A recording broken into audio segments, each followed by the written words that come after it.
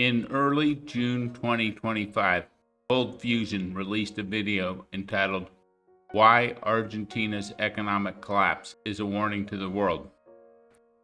This title is not only misleading, it's clear deep state propaganda and a purposeful attack on the libertarian policies of President Javier Milei. Anyone who's paying attention knows, as a result of President Milei's policies, the Argentine economy is being called the Argentine miracle. Since Milei took office, the inflation rate has been dropping like a rock. Argentina was on the verge of hyperinflation, and the recent producer price indices are actually negative, that is, deflationary. This is a reaction video to the Cold Fusion video. I will play the Cold Fusion video and interrupt with my comments. Welcome to another episode of Cold Fusion. Imagine walking into a grocery store to do your shopping. You grab a loaf of bread off the shelf. It's got a clear price label and you take it to the checkout. But in the time you took to walk to the checkout, the price of the bread has doubled. You complain to the cashier because this can't be right. But in the time it takes you to complain, the price of the bread doubles again. If you lived in Argentina in the 1980s, This video starts with a hyperinflation nightmare, but it doesn't mention that this was the 1980s that they're talking about. It gives the impression that they're talking about Argentina today and Javier Milei's policy. This is blatantly dishonest. this was a real possibility. Out of control inflation and skyrocketing daily prices made life unlivable for millions. And to a lesser degree, Argentina still has these problems today. Again, Cold Fusion slips in this misleading comment. The recent producer price index actually showed deflation, and consumer inflation is dropping like a rock. It will probably go down to zero by the middle of next year.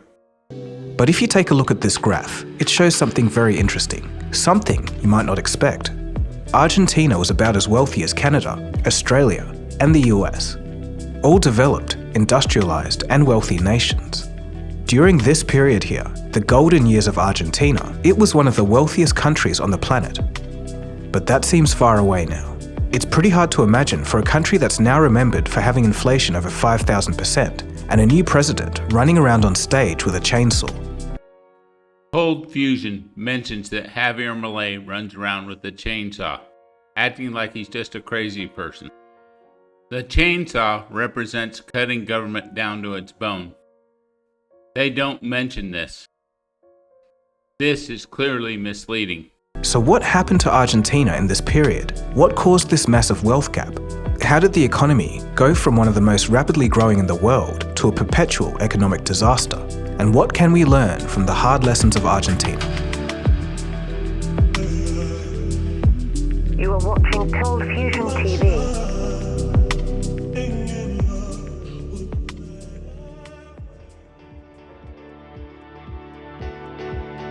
From 1880 to 1930, Argentina was in its golden era. Its capital, Buenos Aires, was once known as the Paris of South America. By 1913, Argentina ranked among the world's 10 richest nations. Well, that's nice and all, but how did they achieve such status? Well, mostly through geography and a lot of luck. According to Cold Fusion, Argentina became wealthy around 1900 just because of luck and geography. Of course, they don't mention that Argentina in the 1850s had adopted a constitution based on Locke's ideas that was criticized for being too much like the U.S. Constitution, creating secure property rights and a capitalist economic system by default. That had nothing to do with luck or geography. Russia had even better geography, and it didn't become wealthy like Argentina. Cold Fusion is just repeating the fallacy of natural resources. Hong Kong and Singapore are extreme examples of the fact that natural resources are not necessary to create wealth. Wealth is created by the human mind. This was the engine of Argentina's economic growth at the time, the vast, fertile plains known as the Pampas. While Europe was busy industrializing, Argentina was becoming the world's breadbasket. This clip includes a number of misstatements all combined together, making it confusing as to what the lies are. First of all, it implies that Argentina didn't industrialize. While Argentina hadn't industrialized as fast as the US or Great Britain, it was probably ahead of many European countries in the rate of industrialization. It definitely was industrializing, as this chart shows. The second big lie in this very short clip is that Argentina was becoming the breadbasket of the world. A quick internet search shows that in 1900, Argentina wasn't even one of the major producers of wheat in the world. The major producers were the US, Russia, and Canada. They exported primarily beef and grain to hungry markets abroad for good prices. British capital funded an extensive railway network connecting the productive interior to busy ports. Argentina attracted millions of immigrants, similar to the United States. These immigrants also saw Argentina as a land of opportunity. Between 1870 and 1930, nearly 6 million Europeans migrated to Argentina, something that's rather hard to imagine today. By 1914, almost 30% of Argentina's population was foreign-born. The government recruited from these millions of European migrants. They became skilled workers to help modernize the economy. Between those 60 years, 1870 to 1930, these 6 million Europeans transformed Argentina into a cosmopolitan society with a growing middle class. Argentina's GDP per capita was higher than that of France and Germany, and almost twice that of Italy.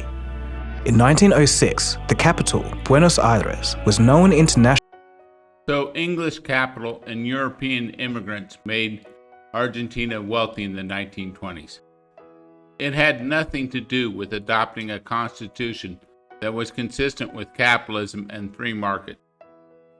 The intellectual dishonesty and confusion here is jaw-dropping. As a beacon of culture, architecture, and luxury. In fact, in 1906, the New York Times stated that it had the beauty of Washington, the wealth of New York, and the hustle of Chicago, and they crowned it that famous name, the Paris of South America. European elites frequently visited Buenos Aires. The grand European-style boulevards, cafes, theaters, and sophisticated social clubs were too much to resist. For a nation blessed with beautiful resources, foreign investment, and global demand for its products, Argentina was just lucky, had natural resources, or beautiful resources, as Cold Fusion says it, and foreign investment. Of course, the foreign investment was just altruistic. It wasn't because Argentina was a great place to invest your money, and global demand for your products, well, that was just luck. Argentina just happened to be producing stuff that people wanted. What a bunch of nonsense. the future seemed assured. What could possibly go wrong? Well, what happens when the world stops buying your bread and beef? They would soon find out.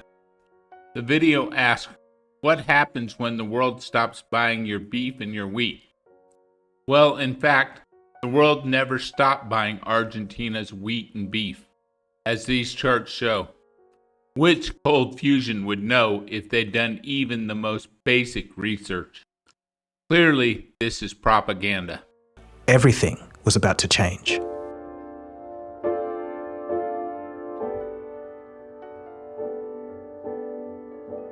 The 1929 stock market crash and resulting Great Depression sent shockwaves through the world. Global trade collapsed during this period and countries turned inwards. They used tariffs to protect their local market industries, and they participated less in global markets. For Argentina, who had spent the last 50 years relying on exporting beef and wheat to grow its economy, the impact was devastating. Argentina's economy grumbled and screeched to a halt. The relentless This is a chart of Argentina's GDP around the Great Depression. Argentina weathered the Great Depression pretty well, with only 1 year of negative growth. So what is this video talking about? Argentina's economic growth did not grind to a halt. growth that they had enjoyed suddenly came to a stop. New governments were looking at the decline in their exports, and they quickly realized that this was a dire situation. They decided on a new strategy. Like Canada, Australia, and the US, it was time for Argentina to industrialize. More nonsense propaganda from cold fusion. As I already showed, Argentina had already been industrializing. They would need to produce more goods at home and stop importing so many essential products from abroad. This strategy is known as import substitution. But there was a problem. Argentina didn't industrialize by building competitive industries at home that people wanted to buy from. They did it by using high tariffs and closing off the rest of the world. This strategy only served to drive up the price of goods that many businesses needed, but that Argentinian businesses couldn't produce, and it meant that fewer people were investing in agriculture overall. The thing was, other countries like Canada also used tariffs during this period, but at a much lower rate, keeping themselves open to global markets. So tariffs are good if Canada does them, and they're bad if Argentina does them. The logic of cold fusion just baffles the mind. But if you look at this chart of the Canadian GDP during the Great Depression, it appears that Canada didn't survive the Great Depression nearly as well as Argentina. So what the hell is cold fusion talking about? In the midst of all the turmoil from the Great Depression, a pattern started to emerge that would plague Argentina for decades. In the 1930s, at the start of the chaos, the military overthrew President Hipólito Yrigoyen, and this ended 70 years of constitutional government. From here on out, it would be chaos. The depression was severe, and it convinced many Argentines that the export-oriented model had failed for their economy. Cut off from Europe, Argentina's manufacturing sector was forced to expand rapidly. People would flood into cities. They formed a new industrial working class, but unfortunately, these people turned out unhappy. How the hell does cold fusion know that these people turned out to be unhappy? Cold fusion provides absolutely no evidence. The reason? High unemployment and an unstable economy. In 1943, the political chaos continued. Another coup removed the government from power, and Juan Domingo Perón became the new president. But Perón had a new strategy: economic nationalism. He wanted to nationalize railways, utilities, and the banks. He established state monopolies, giving the government control over exports while expanding worker benefits and wages. This might sound excellent in the wake of the Great Depression, but Perón's policies established patterns that would haunt Argentina for generations. The result was unsustainable spending, massive state intervention, a turning away from global trade. Cold fusion finally has to admit some reality here. It ignores the fact that all these policies are policies of fascists and socialists. And perhaps most damaging, printing money to cover government shortfalls. By 1952, inflation was rising and the government was once again becoming unstable, and you can probably see where this is going. In 1955, another military coup removed Perón from power. In just 25 years, Argentina had gone from one of the world's wealthiest democracies to a nation facing chronic inflation, perpetual political instability, and a never-ending parade of military coups. Just think how it would have felt for the average Argentine living in that era. If you were young, you grew up into chaos. Your childhood and adulthood would have looked completely different. If you were older, your children's future would be uncertain. But unfortunately, Argentina's troubles were just getting started.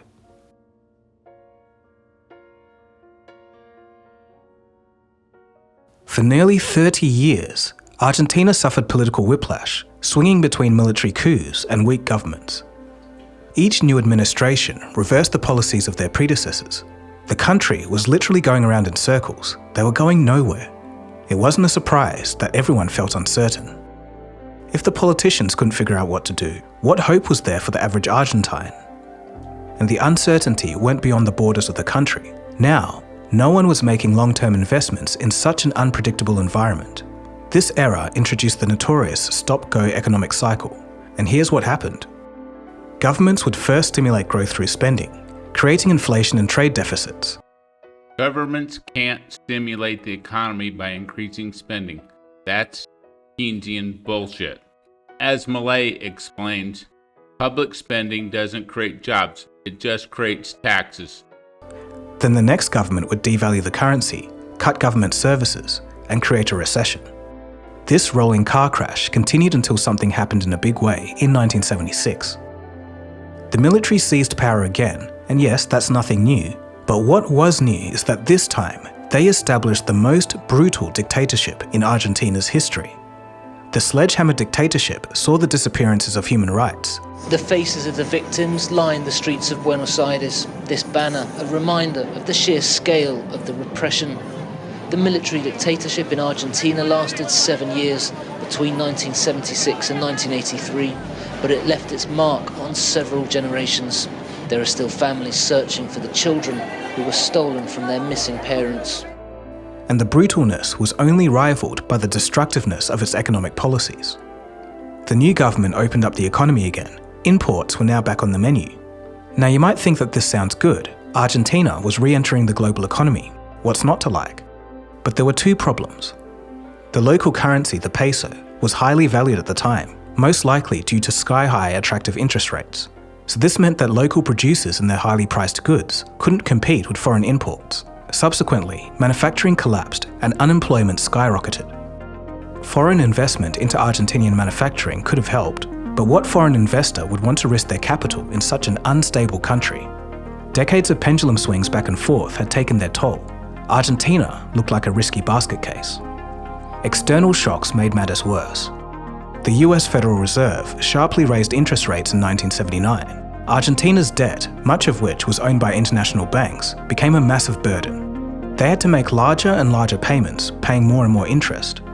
The debt skyrocketed from $8 billion in 1975 to over $45 billion by 1983. Meanwhile, wealthy Argentines saw the writing on the wall, so they jumped ship, looking to invest their money in places like the United States and away from an unstable Argentine economy. Facing economic collapse and growing resistance, the government, of course, resorted to printing money. The money was supposed to pay for debts, but all it did was drive up inflation. As Milei explains, and has proven, inflation is always a monetary phenomenon. Workers, now seeing their purchasing power go down, demanded higher wages, and this also raised prices, which meant that more money needed to be printed. This is what's known as a wage price spiral. There is no such thing as a wage price spiral. Inflation is always and everywhere a monetary phenomenon. This is just more Keynesian nonsense. A disastrous situation for any economy. The once mighty nation was now so far away from where it started the century. The country that was once so highly regarded in the world, especially in the eyes of Europeans, now felt like its prosperity was all but a distant dream. Ordinary Argentines resorted to buying US dollars and hiding them in mattresses and behind picture frames. They knew that if they kept their life savings in the local currency, its value could evaporate by morning. Markets became scenes of daily chaos as shoppers sprinted to buy essentials before prices jumped. By the 1980s, things broke once again and the military dictatorship crumbled. It was the end of the military rule. By 1983, Argentina did return to democracy, but they were bruised and battered. A shattered economy, enormous debt, and inflation running at 400% annually. What was going to happen next?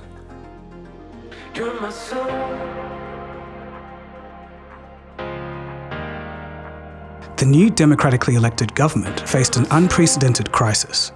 Despite multiple stabilization plans, inflation continued to accelerate. By 1989, hyperinflation had reached a staggering 5,000%. Prices changed hourly. Shopkeepers stopped marking items, increasing the prices of basic goods by 1% every few hours. Workers' salaries became worthless before they could spend them. Furious Argentines rioted, sacking stores and taking what they needed. During all of this chaos, Carlos Menem took office as president, and again promised radical change. He shocked his supporters by embracing free market reforms once again, privatizing state companies, opening trade, and deregulating the economy, most dramatically in 1991. He tried free market reforms? Once again, what a bunch of nonsense. None of the people since Perón had tried free market policies. They tried Keynesian policies, as Milei has pointed out extensively in his speeches. He showed that compared to Menem, they've done something like 10 times as many structural reforms. Milei was also able to reduce inflation without raising interest rates, destroying the whole nonsense of the Keynesian Phillips curve. Keynesians are the reason why Argentina is such a mess in the first place. He introduced a new plan, pegging the local currency, the peso, to the dollar by law, and also prohibiting money creation without dollar backing. This partially worked for some time because the dollar was stable and inflation in the US was low. This meant that little new currency could be printed in Argentina. Inflation plummeted from thousands to single digits, and the economy started growing again. Suddenly, Argentines could afford imported goods and even foreign travel, but this solution created new problems. The peso was now as strong as the dollar, which once again made it hard to export Argentinian goods. They were almost back to where they started. The idea that a strong currency inhibits your ability to sell into foreign markets is just wrong. This sort of nonsense leads to countries devaluing their currencies, which means that the people who live in those countries are impoverished and the fruits of their labor is stolen from them. What happened in Argentina is that the cost of dealing with the government was way too high, thus increasing the prices of goods, making them too expensive for a foreign market. It's not because their currency appreciated, which is good for consumers. And now, with their hands tied, instead of printing new money to solve their spending problems, the government just took on more debt. By contrast, countries like Chile, which were facing similar debt problems in the 1980s, implemented reforms, opening up foreign investment, stabilized inflation, and grew their economy. Argentina, meanwhile, fell back on its old habits of short-term fixes. By the mid-90s, the weakness of this policy were clear. Argentina could not compete in the global economy. Unemployment rose to 18%, and public debt continued growing. The year was 2001, and Argentina was facing the perfect storm: a recession, unsurmountable debt, and investors fleeing the country. After desperate measures failed, the government froze bank accounts, defaulted on $100 billion in debt, and abandoned the peso-dollar peg. Crowds gathered outside banks, banging pots and pans in protest, before riots erupted. In December 2001, Argentina declared the largest debt default in history, $100 billion. The move ushered in an era of utter chaos. 5 presidents in 2 weeks, deadly riots, and dire poverty. Eventually, with an approval rating of just 7%, in one of the most chaotic economic scenes in world history, the president resigned and fled the capital in a helicopter. The results were catastrophic. The economy shrunk by 15%, and 1/4 of all Argentinians were unemployed. Poverty engulfed more than half the population, and middle-class Argentines became the new poor. In just 100 years, Argentina had truly fallen from grace. A once wealthy country with a bright future, now an undeveloped disaster.